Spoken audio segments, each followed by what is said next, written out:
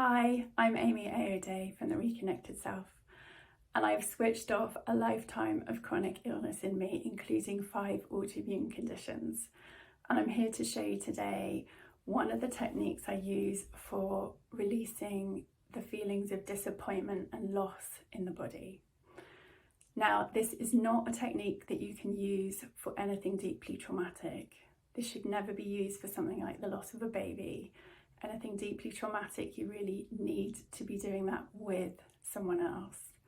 This is more about things that you can release yourself, which are things like perhaps the loss of a friendship, something that we don't talk about, how painful it really can be.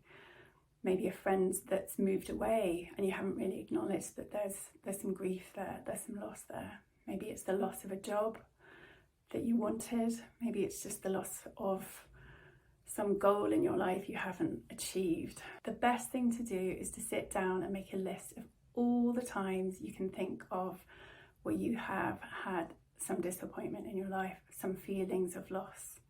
And as you do the work, more will likely come up, and then you can use this as a go-to technique to help release those feelings. Now, what you're going to do is you're going to take yourself off somewhere quiet so you can really give yourself the space to feel the emotions.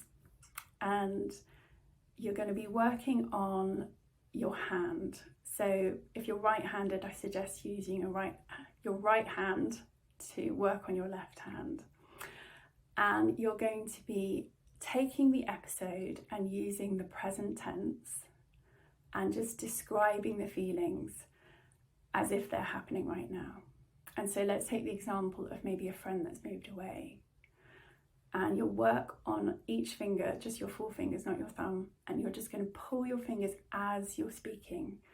Maybe remove all jewelry so your rings don't go flying everywhere. And so you'll start with things like, I'm feeling so sad that Maria has moved away. I'm feeling really angry that she's moved away and that I've got no agency on the decision. I'm feeling really upset at what it means to our friendship.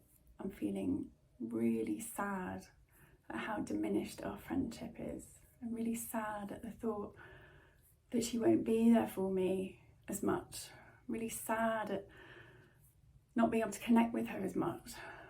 And I'm feeling so much rage at not having any decision on this.